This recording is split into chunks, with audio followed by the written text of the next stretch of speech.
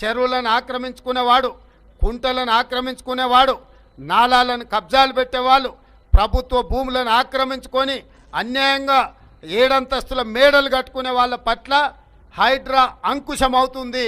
ఖచ్చితంగా మదపు టేనుగులను అణచడానికి అంకుశాన్ని ఏ విధంగా వాడతారో చెరువులు, కుంటలు, నాలాలు, ప్రభుత్వ భూములను కబ్జాలు పెట్టుకునే వాళ్ళ పట్ల ఈ రాష్ట్ర ప్రభుత్వం హైడ్రాను అంకుశంగా వాడుతుంది.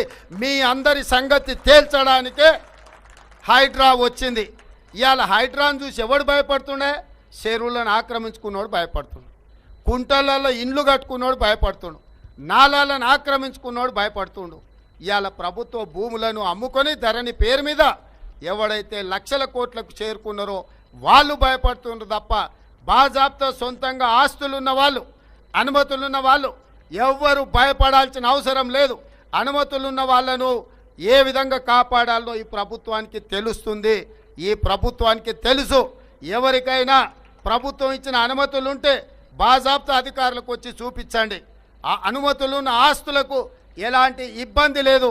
నేను రాష్ట్ర ముఖ్యమంత్రిగా హామీ ఇస్తున్నా, కొంతమంది తెలంగాణ రాష్ట్ర అభివృద్ధిని అడ్డుకోవాలని, రియల్ ఎస్టేట్ను దెబ్బతీయాలని ఉన్నవి లేనివి చిలువలు పలువలు చేసి సోషల్ మీడియాలో పెట్టి వాట్సాప్ యూనివర్సిటీలలో ప్రచారాలు చేసి తెలంగాణ రాష్ట్రం యొక్క ఆర్థిక మూలాలను దెబ్బతీయాలని ఆర్థిక ఉగ్రవాదులు ప్రయత్నం చేస్తున్నారు.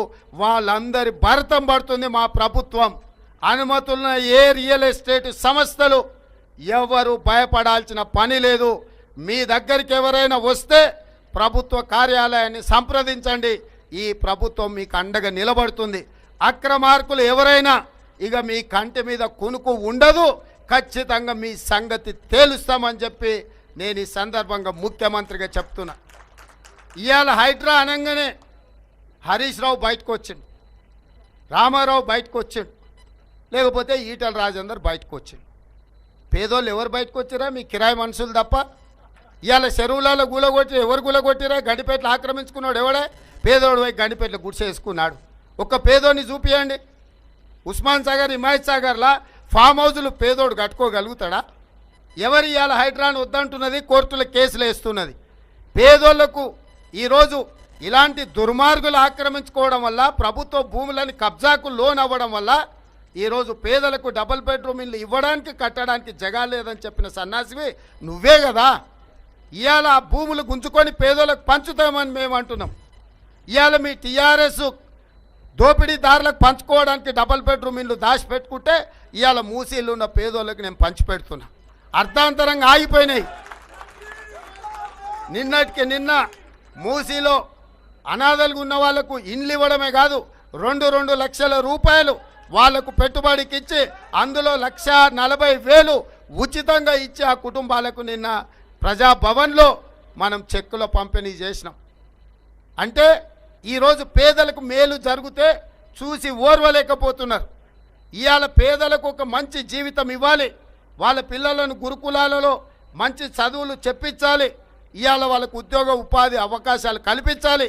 ఇవాళ నాలాలో కష్టాలలో మురికిలో మునిగి తేలుతున్న వాళ్లకు తవ్వ ఖర్చులకు కూడా 25,000 ఇచ్చి ఇండ్లు ఇచ్చి 2 లక్షల రూపాయలు పెట్టుబడి ఇచ్చి వ్యాపారం చేసుకోండి అని మేం పేదలను హక్కున చేర్చుకొని గుండెల్లో పెట్టి చూసుకుంటుంటే వీళ్ళు గుండెలు బాదుకొని ఏడుస్తారు.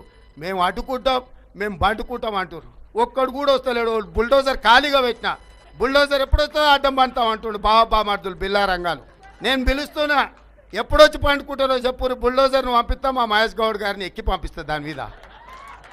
ఒకవేళ మా మహేష్ గౌడ్ గారికి ఇప్పుడు పీసీసీ ఉంది కాబట్టి మా హనుమంత్ అన్నకు అడుగుతా, రిక్వెస్ట్ చేస్తా. బుల్డోజర్ నడిపే బాధ్యత మా హనుమంత్ అన్నకి ఇస్తా.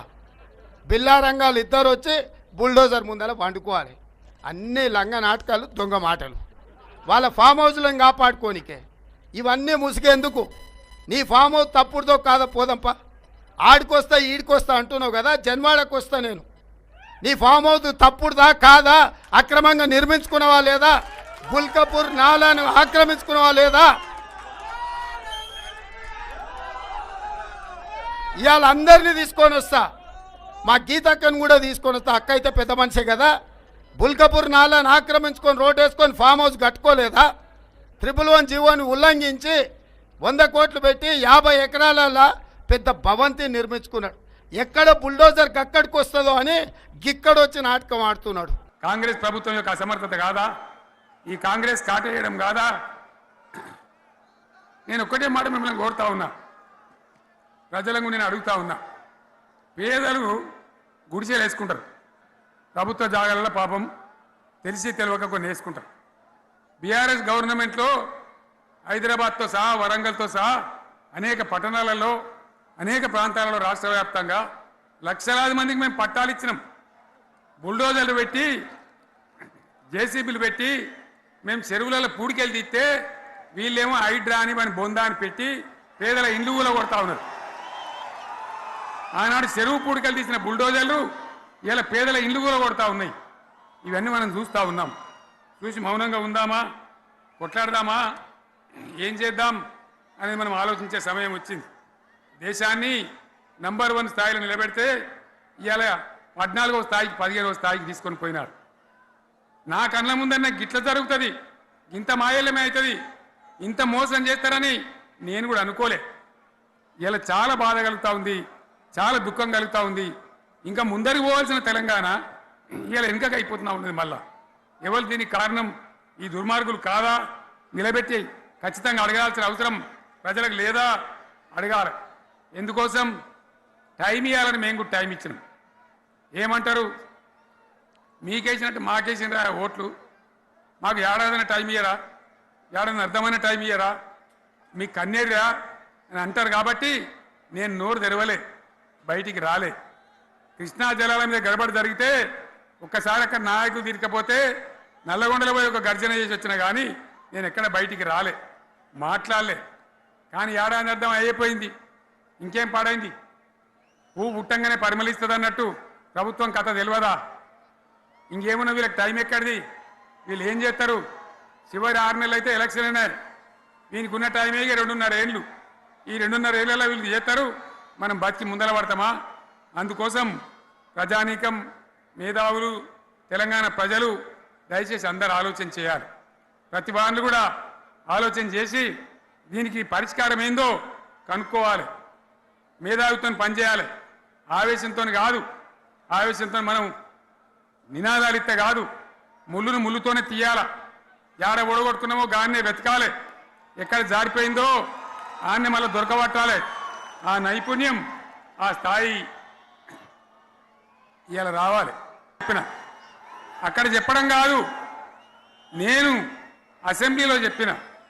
ఇది మా స్కీమ్ కాదు, కాంగ్రెస్ గవర్నమెంట్ ప్రారంభించింది. దాని పేరు కూడా మేము మారుస్తలేం, కానీ కొనసాగించాలని చెప్పినాం, కొనసాగించినాం. అది మీ అందరికి తెలుసు. ఇవాళ వీళ్ళు కేసీఆర్ ఆనవాళ్ళు లేకుండా చేస్తాం, కేసీఆర్ ముచ్చట లేకుండా చేస్తారా? ఇవాళ మనం కూడా సభ పెట్టుకుంటే ఎన్ని అడ్డంకులు దానికి. ప్రైవేట్ స్కూళ్ళు బస్సులు ఇస్తే వాళ్ళకు నోటీసులు ఇవ్వడం, అడుగడుగున ఆర్టీఏ అధికారులను పెట్టి పోలీసులను పెట్టి ట్రాఫిక్లు జామ్ చేయడం. ఇప్పుడు కూడా సభకు రావాల్సిన వాళ్ళు 1,50,000 మంది బయటనే ఆగిపోయింది. ఇటు హనుమకొండ దిక్కు, అటు హుజరాబాద్ దిక్కు, ఇటు సిద్దిపేట దిక్కు 3 రోడ్ల మీద కూడా జాములున్నాయి. నేను అడిగిన నాయకులు ఏందే అంటే, ఇబ్బంది అవుతుంది సార్, రానిత్తలేరు, మధ్యలో ఇబ్బందులు కలిగిస్తున్నారు, కొన్ని లారీలు తెచ్చి అడ్డం పెట్టాను పనికిమాలని అని చెప్పి జామ్ అయిపోయి అక్కడనే ఆగిపోయింది. నేను అన్న ఇంకో అర్ధగంట ఆగి మాట్లాడదామంటే మా వాళ్ళంతా ఉండి లేదు, మనోళ్ళు దూరం పోవాలి, ఇక రాని వాళ్ళు ఎట్లా అందరూ మనం మాట్లాడి సభ ముగించాలని చెప్తే నేను వేదిక మీదకి వచ్చిన. ఇన్ని అడ్డంకులు, ఇంత కడుపు ఆపుతారా? బీఆర్ఎస్ సభలను ఆపుతారా? ఈ ప్రపంచనాన్ని ఎవడాపుతాడు? ఆగబడితే ఆగుతుందా? నేను ఒక్క మాట పోలీసు మిత్రులకు మనవి చేస్తా ఉన్నా. ప్రజాస్వామ్యంలో ప్రజలకు అడిగే హక్కు ఉంటుంది, తప్పకుండా అడుగుతారు ప్రజలు.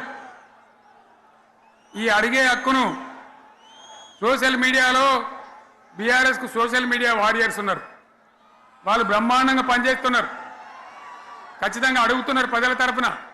ఇంత అన్యాయం జరుగుతుంటే చూడలేక సోషల్ మీడియాలో పనిచేసే తెలంగాణ బిడ్డలు ఇది ఏమన్యాయమే ఎట్లా అని చెప్పి ప్రభుత్వాన్ని ప్రశ్నిస్తూ ఉన్నారు, ప్రజలకు మద్దతుగా నిలబడతా ఉన్నారు. వాళ్ళ మీద కేసులు వాళ్ళని పట్టుకపోవడు. పోలీస్ సోదరులను నేను అడుగుతా ఉన్నా, మీరెందుకు దునుకులాడుతుండ్రే? మీకేమక్కడ వచ్చింది? మీకొక్కటి చెప్తున్నా నేను, గ్యారంటీగా పోలీసు మిత్రులారా, ఇవాళ పోయి రాత్రి మీ డైరీలలో రాసుకోండి, మీ డైరీలలో రాసి పెట్టుకోండి.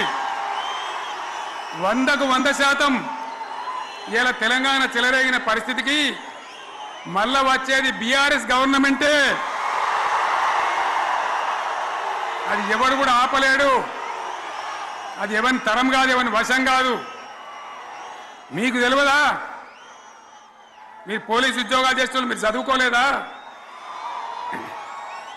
మీకు కూడా విజ్ఞానం ఉంది కదా?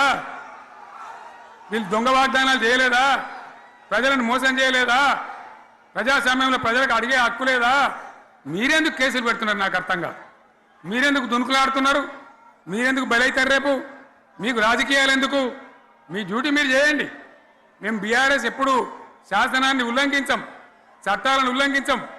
అయినా నేను ఒక్క మాట మళ్ళీ చెప్తా ఉన్నా, మీకు ఆల్రెడీ చెప్తా ఉన్నారు పార్టీ నుంచి, ఎక్కడ ఎవరిని మీ మీద అన్యాయం కేసులు పెట్టినా మన టీఆర్ఎస్ లీగల్ సెల్ వీరులు ఉన్నారు, మీరు భయపడే అవసరం లేదు. న్యాయస్థానాలని అక్కడ పోరాటం చేద్దాం. మీకు అండగా కేసీఆర్ ఉంటాడు, బీఆర్ఎస్ ఉంటుంది, అందరం ఉంటాం. ఇక ఈడికెళ్ళి నేను కూడా ఊకోను, నేను బయలుదేరతా. యాందాకైనా మంచిదే. ఎవరెవరి సంగతి ఏందో, ఎవరైనా లెక్క ఏందో అన్ని కూడా లెక్కలు తీద్దామని మనవి చేస్తా ఉన్నా.